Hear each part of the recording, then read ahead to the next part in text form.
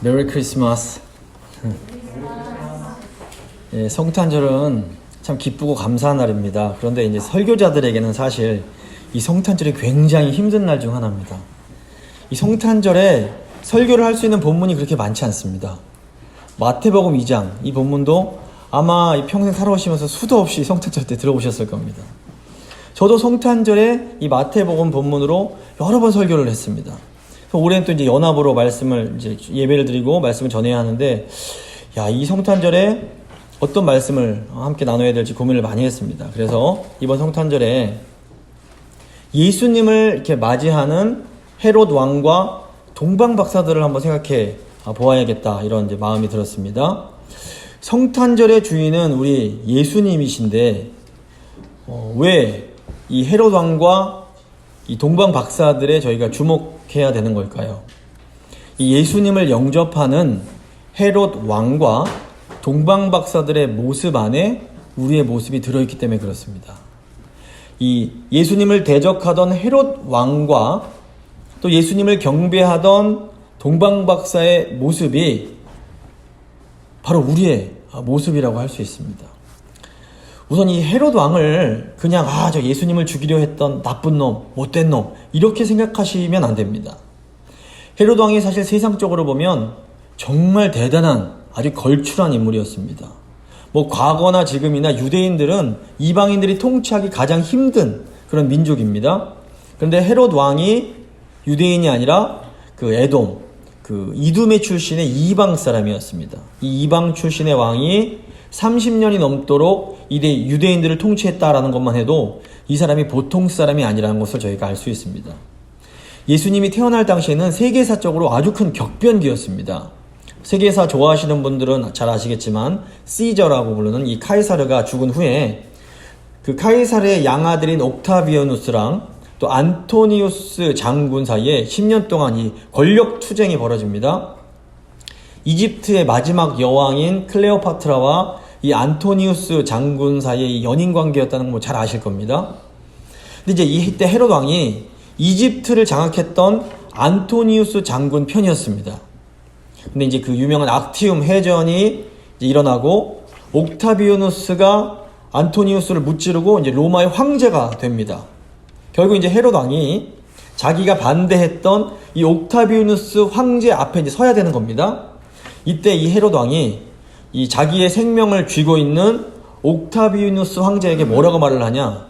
이렇게 말을 합니다. 황제시여, 저는 지금까지 누구보다 이 안토니우스 장군에게 충성을 다했습니다. 안토니우스 장군이 원했다면 이 악티움 해전에 나가서도 열심히 싸웠을 겁니다. 이 악티움 해전에서 안토니우스 장군이 질 거라는 소문이 돌면서 많은 사람들이 이 안토니우스 장군에게 배신을 했습니다. 하지만 저는 끝까지 안토니우스 장군 편에 섰습니다. 저 헤롯은 은혜를 베푼 사람을 절대로 배신하지 않습니다. 만약에 황제께서 저의 이런 과거를 문제 삼아서 저를 벌 주신다면 기꺼이 받겠습니다. 하지만 이제 안토니우스 장군은 죽고 없고 이제 제가 섬길 분은 옥타비아누스 황제 당신뿐이십니다. 만일 황제께서 저에게 은혜를 베풀어 주신다면 저는 절대로 은혜를 배신하지 않는 사람입니다. 끝까지 황제에게 충성하겠습니다. 이런 말을 한 겁니다. 이 황제가 어떻게 했을까요? 헤롯 왕의 말에 감동을 받고 이전에 헤롯이 다스리던 유다 지역뿐 아니라 동쪽 지역까지 네가 다스려라, 그리고 헤롯 왕에게 주어버립니다. 그러니까 이 헤롯 왕은 위기를 기회로 바꿀 수 있는 놀라운 정치적 수완이 있던 사람입니다. 이 헤롯 왕이 유대인들에게도 아주 대단한 수완을 발휘합니다. 아까 말씀드린 것처럼 헤롯 왕이 유대인 출신이 아니라 동쪽 이둠의 에돔 출신 왕입니다. 유대인들에게 절대 환영받을 수 있는 사람이 아닙니다. 어떻게 했을까요? 헤롯 왕이 유대인들이 가장 소중하게 여기는 것, 성전을 다시 화려하게 재건축합니다. 그래서 막 황금으로 입히고, 그리고 그 성전에는 로마 군인들이 함부로 출입도 못하게 합니다. 그러면서 유대인들의 마음을 딱 사는 겁니다. 그리고 기원전 25년에 이제 유대 지역에 큰 가뭄이 드는데 이때 이집트에서 곡물을 대량으로 수입해서 세금을 감면해주면서 유대인들의 마음을 딱 얻어냅니다. 대단한 사람입니다. 이 헤롯 왕이 정치적으로만 보면 곳곳에 아주 거대한 도시를 건설하고 농업을 장려해서 유대의 경제적 기반을 확충한 뛰어난 통치자였다고 할 수 있습니다.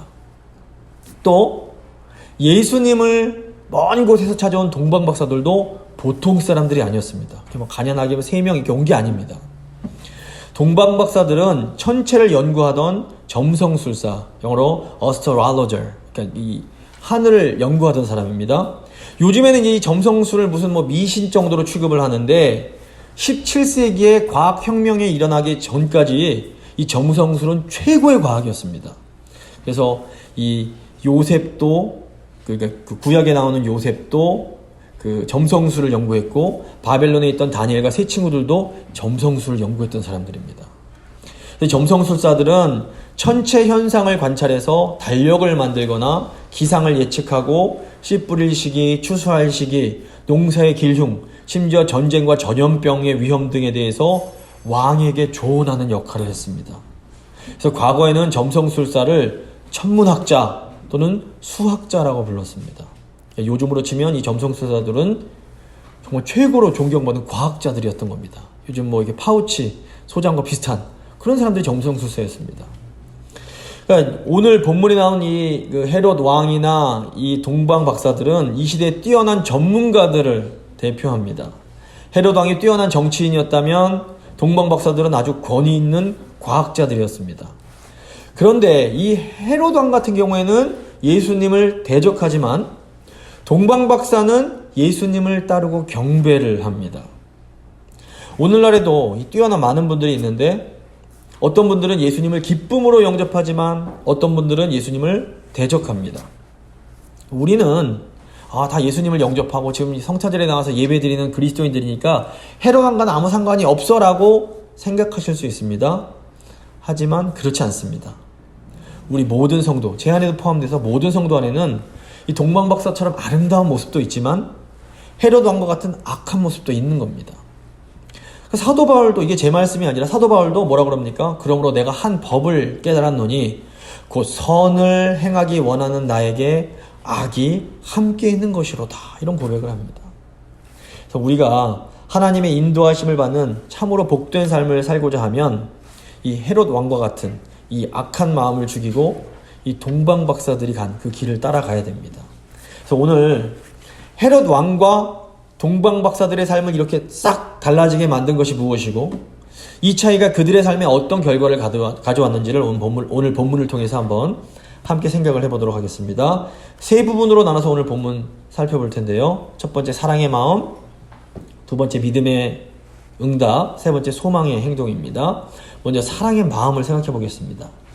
이 헤롯 왕과 동방 박사들을 구별시켜주는 것은 바로 그 마음속에 있는 사랑이었습니다. 영어로 You are what you love 란 말이 있습니다. 무슨 말이냐면 당신이 사랑하는 것이 바로 당신이다, 이런 뜻입니다. 내가 마음속에서 가장 사랑하는 것이 곧 내가 어떤 사람인지를 결정을 합니다. 자, 헤롯 왕이 가장 사랑한 것이 무엇이었을까요? 권력이었습니다. 헤롯이 가장 원하고 가장 갖고 싶어하고 가장 갈망하던 것은 권력, 힘이었습니다. 반면 동방박사들이 가장 마음속에서 사랑한 건 무엇이었을까요? 동방박사들은 진리를 사랑했습니다. 동방박사들이 그 먼 길을 온 것은 진리를 찾기 위해서였습니다. 마음속에 있는 사랑이 헤롯 왕으로 하여금 예수님을 대적하게 만들고 동방박사로 하여금 예수님을 경배하게 만듭니다. 자, 지금 이제 이 자리에 있는 우리는 마음으로 무엇을 가장 사랑하고 있을까요? 우리가 다른 건 다 포기하고 다 잃어버린다 해도 이것 하나만큼은 절대로 포기하지 못해 라고 생각하는 것들이 있습니다. 바로 그것이 내가 마음으로 가장 사랑하는 겁니다. 우리가 입으로는 다 저는 하나님을 제일 사랑합니다, 저는 예수님을 가장 사랑합니다 말은 할 수 있습니다. 하지만 사실 실제로 내가 제일 사랑하는 거에 내 자녀일 수 있습니다. 어떤 분들은 예수님을 가장 사랑한다라고 말은 하지만 실제로는 다른 사람들로부터 인정받고 존경받고 이런 것을 또 제일 바라고 있을 수 있습니다. 내가 무엇을 가장 마음으로 사랑하는지를 알아보려면 내가 언제 가장 크게 화를 내는지를 보면 됩니다. 사람들은 자신이 가장 사랑하는 것이 위협을 받을 때 가장 크게 화를 냅니다. 돈을 가장 소중하게 생각하는 사람은 이 돈 문제와 관련해서 크게 화를 냅니다. 그래서 돈을 사랑하는 분들은 가정에서도 또 교회에서도 다른 문제는 그냥 참을 수 있는데 돈 문제에서는 참지를 못하는 겁니다. 10계명 1계명에 따르면 하나님 외에 다른 것을 앞에 두면 그것이 곧 다른 신 우상이 됩니다. 꼭 사람이 손으로 만든 이 보이는 우상에 절하고 제사상에 절하는 것만 우상 숭배가 아닌 겁니다.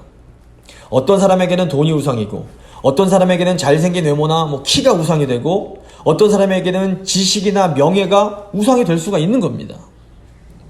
어떤 사람에게는 내 재능이 또 우상이 됩니다. 예술가들은 특별히 재능에 또 목숨을 겁니다. 물론 우리가 돈 자체가 나쁜 것이 아니고 어떤 재능, 외모, 지식, 명예 다 나쁜 것들은 아닙니다. 하지만 아무리 좋고 소중한 것들이라고 해도 그것이 우리 하나님보다 앞선다면 그것이 곧 다른 신, 우상이 되는 겁니다. 하나님께서 우상 숭배를 그토록 금하시는 것은 이 우상 숭배가 우리의 삶을 철저하게 파괴하기 때문에 그렇습니다. 가령 우리가 자녀 사랑하는 거 좋은 일이고 자녀 사랑해야 됩니다. 하나님도 우리가 자녀 사랑하는 것 기뻐하십니다. 하지만 자녀가 아무리 귀하고 소중해도 하나님보다 자녀를 더 사랑하면 자녀가 어느새 우리의 우상이 되어버립니다. 그런데 자녀가 이렇게 딱 우상이 되고 나면 우리가 자녀를 온전히 사랑해 줄 수가 없습니다.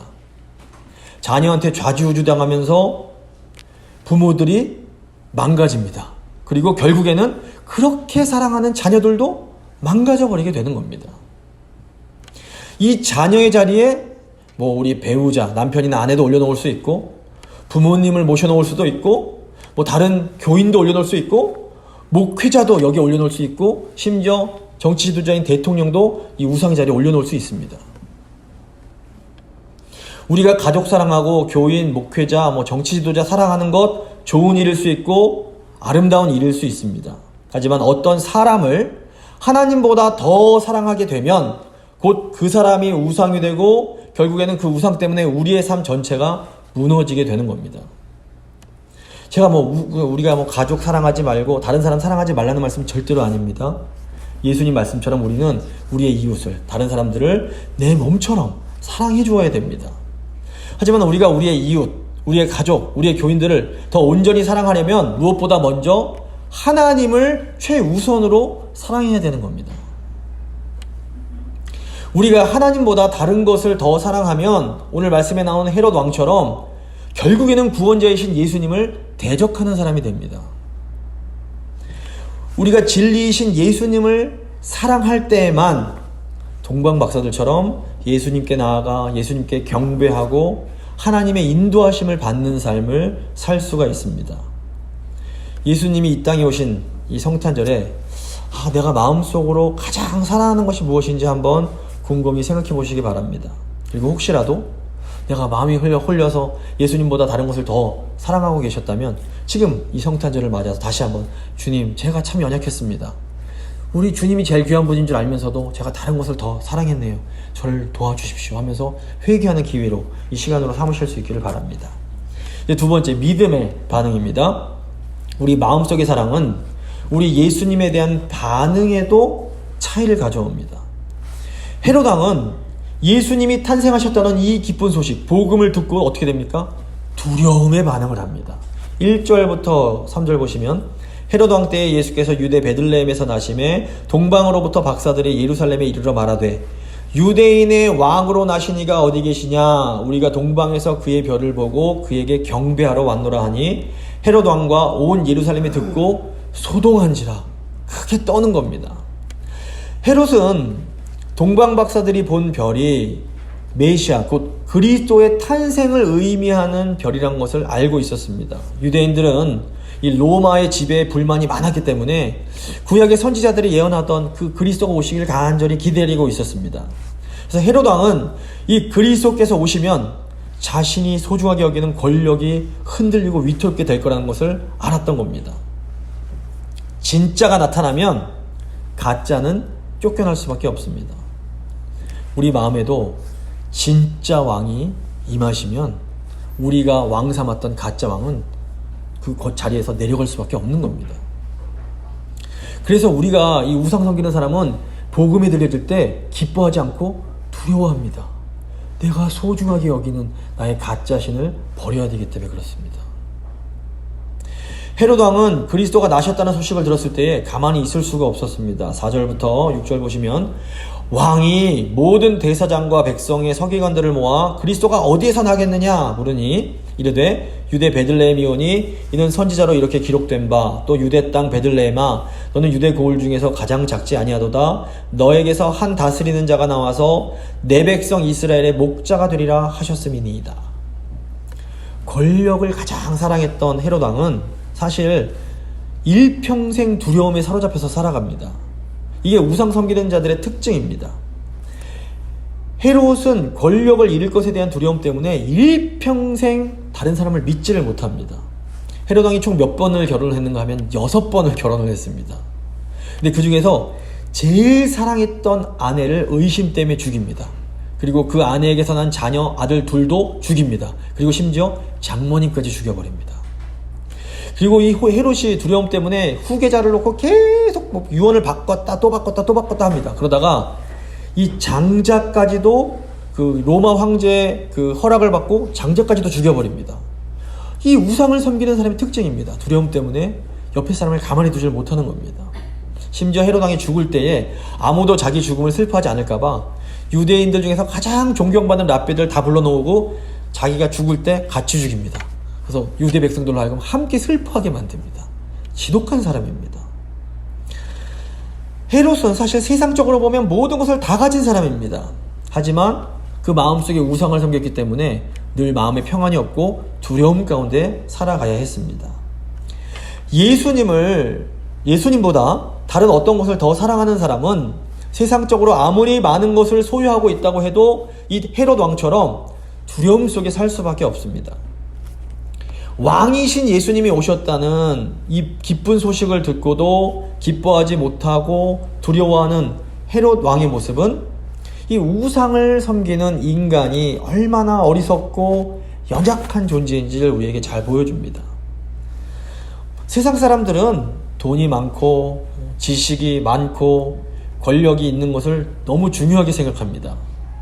하지만 우리가 믿음의 눈을 뜨고 보면 우리가 얼마나 많은 것을 소유했는지는 우리에게 참된 기쁨을 주지 못합니다. 그런데 동방 박사들도 세상적으로 볼 때 많은 것을 가진 사람이었지만 헤롯 왕과는 전혀 다른 반응을 합니다. 9절 보시면 박사들이 왕의 말을 듣고 갈새 동방에서 보던 그 별이 문득 앞서 인도하여 가다가 악이 있는 곳 위에 머물러 서 있는지라 그들이 별을 보고 매우 크게 기뻐하고 기뻐하더라. 동방 박사들은 예수님의 별을 보고서는 크게 기뻐하고 기뻐합니다. 예수님 당시에 저 동방에서 유대 지역까지 여행하는 일은 결코 쉬운 일이 아니었습니다. 오직 정말 재물도 많고 권력이 있는 사람만이 이렇게 긴 여행을 감당할 수 있었습니다. 동방 박사들도 세상적인 지식도 있고 큰 부와 명예를 가지고 있던 사람들입니다. 하지만 우리 예수님을 기쁨으로 받아들입니다. 그래서 돈이 많고 힘이 있다고 해서 꼭 예수님을 미워하는 것도 아니고 반대로 돈이 없고 힘이 없다고 해서 또 예수님을 무조건 사랑하는 것도 아닙니다. 힘이 있고 돈 많은 사람도 지식이 많은 사람도 예수님을 사랑하며 환영할 수 있고 힘없고 가난하고 못 배운 사람도 예수님을 배척하고 미워할 수 있습니다. 결국 믿음은 하늘에 속한 것이지 이 땅에 속한 것이 아니라는 겁니다. 중요한 것은 우리가 마음으로 정말로 사랑하고 원하고 있는 것이 무엇인가 하는 겁니다. 하나님께서 별을 통해서 예수 그리스도가 탄생하셨음을 온 세상에 계시해 주셨습니다. 이 그리스도의 별을 본 사람들이 동방박사만은 아니었을 겁니다. 하지만 예수님께서 오셨다는 기쁜 소식에 반응해서 먼 길을 떠나 예수 그리스도를 찾아 나선 사람들은 마음으로 진리를 사모하던 동방박사들 뿐이었습니다. 그래서 믿음은 하나님께서 주시는 구원의 은혜에 반응하는 겁니다. 좀 더 쉽게 말씀드리면 하나님께서 구원의 선물을 우리에게 주십니다. 믿음이 무엇인가 하면 하나님께서 주시는 구원의 선물을 받기 위해서 내미는 손, 이것이 바로 우리의 믿음입니다. 하나님의 은혜가 없으면 우리 믿음도 없는 겁니다. 동방 박사들은 기쁜 소식을 보고서 믿음으로 반응함으로 하나님으로부터 구원을 받게 됩니다. 오늘날도 마찬가지입니다. 진정한 왕이 우리를 찾아오셨다는 이 복음의 메시지가 사실 해마다 성탄절이면 온 세계에 울려 퍼집니다. 하지만 오직 믿음으로 예수님을 영접하는 사람만 구원을 얻을 수가 있습니다. 그래서 이 성탄이 우리 마음속에 있던 이 거짓 신, 우상을 내려놓고 참 왕이신 예수 그리스도를 맞이하는 이런 복된 성탄이 될 수 있기를 바랍니다. 이제 마지막 세 번째, 소망의 행동입니다. 이 사랑의 마음이 있는 사람은 결국 소망의 행동을 하게 됩니다. 이 헤롯의 소망은 자신의 그 권력을 계속해서 유지하는 거였습니다. 결국 헤롯의 소망은 어떻게 합니까? 예수님을 죽이게 만듭니다. 7절부터 8절입니다. 이에 헤롯이 가만히 박사들을 불러 별이 나타난 때를 자세히 묻고 베들레헴으로 보내며 이르되 가서 아기에 대하여 자세히 알아보고 찾거든 내게 고하여 나도 가서 그에게 경배하게 하라. 헤롯 왕이 동방 박사들을 불러서 나도 그리스도에게 경배하기 원하니까 찾거든 나에게 좀 알려주시오 말을 합니다. 이 말은 겸손을 가장한 거짓, 위선이었습니다. 우상을 사랑하는 사람들은 자기의 그 우상을 지키기 위해서 거짓말을 쉽게 합니다. 하지만 하나님은 동방 박사들이 이 헤롯 왕의 거짓에 이용당하지 않을 수 있도록 그들을 보호해 주십니다. 결국 동방 박사들은 꿈에 하나님의 인도하심을 받아서 헤롯 왕에게 알리지 않고 고국으로 돌아갑니다. 동방 박사들이 헤롯 왕에게 알리지 않고 그냥 돌아갔다는 것을 안 헤롯 왕이 어떻게 행동을 합니까? 오늘 읽지 않았지만 마태복음 2장 16절 17절 보시면 이렇게 행동합니다. 이에 헤롯이 박사들에게 속은 줄 알고 심히 노하여 사람을 보내어 베들레헴과 그 모든 지경 안에 있는 산의 아이를 박사들에게 자세히 알아본 그때를 기준하여 2살부터 그 아래로 다 죽이니. 박사들에게 속은 것을 아는 헤롯 왕은 본색을 드러냅니다. 헤롯 왕은 크게 화를 내면서 베들레헴 지경 그 지역에 있는 2살 아래의 남자아이들을 전부 다 죽입니다. 본래 이 헤롯이란 인간이 자기의 권력을 위해서라면 다른 사람 죽이는 것을 서슴지 않던 사람입니다. 헤롯이 유다의 왕이 되면서 이전에 그 하스모니안 왕조 사람들을 싹 다 죽였습니다. 또 산헤드린 공의회의 그 위원들을 반 이상을 처형을 하고 300명의 궁정 관리들을 즉석에서 죽인 사람입니다. 죽이는 데는 일가견이 있는 사람입니다. 베들레헴 넓지도 않은 지역이고 어린아이들 죽이는 것 아무것도 아니었던 겁니다. 자, 여기서 헤롯은 참 나쁜 놈이구나. 나는 헤롯이랑 상관이 없어. 이렇게 생각하시면 이거 아닌 겁니다. 자, 보십시오. 예수님께서 예루살렘 성에 입성하실 때 호산나 다윗의 자손이여 외쳤던 사람이 잠시 후에 어떻게 변합니까? 십자가에 못 박으라. 십자가에 못 박으라. 예수를 죽이는 죄로 다 변합니다. 왜 그렇습니까? 그들 마음속에 우상을 섬겼기 때문에 그렇습니다. 그들이 바라는 건 예수님이 아니라 자기 고국이 이방에서 해방되는 거였습니다. 그게 우상이었습니다. 예수님께서 자신이 원하시는 걸 주시지 않으니까 돌변해서 예수님을 죽였던 겁니다. 내가 아무리 예수님을 사랑한다, 호산나 외쳐도 가족이나 교인들이 만약에 나 때문에 막 힘들어하고 고통을 받고 있다면 사실은 내 마음 깊은 곳에서는 예수님보다 다른 것을 더 사랑하고 있을지 모릅니다. 우상 섬기는 사람들의 특징이 내가 원하는 것을 위해서 다른 사람들을 희생시키는 겁니다. 가족이나 교인들이 나로 인하여 행복해하고 있는지 아니면 나로 인해서 힘들어하고 불행을 느끼고 있는지 한번 잘 생각해 보시기 바랍니다. 나 때문에 가족이 힘들어하고 나 때문에 교인들이 힘들어하고 나 때문에 이 직장 동료들이 힘들어한다면 그것은 내 안에 헤롯 왕 같은 모습이 있다는 겁니다. 어떻게 해야 될까요? 우리의 시선을 진리로 향해야 됩니다. 진리를 사랑했던 동방 박사들은 예수님을 찾아가서 예수님께 경배를 드립니다. 11절 보시면 집에 들어가 아기와 그의 어머니 마리아가 함께 있는 것을 보고 엎드려 아기께 경배하고 보배압을 열어 황금과 유향과 모략을 예물로 드리니라. 동방 박사들은 유대 땅에서 메시아를 상징하는 별을 보고 기뻐하고 크게 기뻐합니다. 그리고 그리스도께 나아가서 그분께 경배하고 보배압을 열어서 황금, 유향, 모략을 예수님께 드립니다. 이 세 가지 예물이 무엇인가에 대해서 학자들이 수없이 많은 얘기를 했는데, 중요한 것은 동방 박사들이 자신들이 가장 귀하게 여기는 것, 자신의 가장 소중한 것을 예수님께 드렸다라는 겁니다. 헤롯 왕은 자기 것을 지키기 위해서 다른 사람들을 괴롭히고 죽이지만, 진리를 찾았던 동방 박사들은 자신의 귀한 것을 예수님께 드리는 겁니다. 예수님은 보물이 있는 그곳에 너의 마음도 있다라고 말씀하십니다. 지금 내가 나의 돈, 나의 시간, 나의 마음을 어디에 가장 많이 사용하고 있는지를 보면 내가 누구인지, 내가 지금 누구를 사랑하고 있는지, 무엇을 사랑하고 있는지를 정확하게 알 수 있습니다. 동방 박사들은 하나님께서 보여주신 그 계시의 별을 보고 자신의 생명을 걸고 많은 물질과 많은 시간을 들여서 예수님을 찾아왔습니다. 그리고 기쁜 마음으로 아기 예수님께 자기 마음의 소중한 것을 드리는 겁니다. 지금 우리가 우리 마음, 우리의 돈, 우리의 시간을 누구를 위해서, 무엇을 위해서 사용하고 있습니까? 우리가 동방 박사들처럼 예수님께 우리의 귀한 것을 드릴 때에, 그때에 우리가 참으로 복된 인생을 살 수 있게 됩니다. 자, 이렇게 자신의 가장 귀한 것을 예수님께 드린 동방 박사들이 받은 복이 무엇일까요? 12절입니다. 그들은 꿈에 헤롯에게로 돌아가지 말라 지시하심을 받아 다른 길로 고국에 돌아가니라. 여기서 지금 하나님의 지시하심을 받았다라는 것은 하나님께서 동방 박사들을 인도해 주고 계심을 의미합니다. 이것은 하나님께서 동방 박사들의 목자가 되어 주셨음을 의미합니다.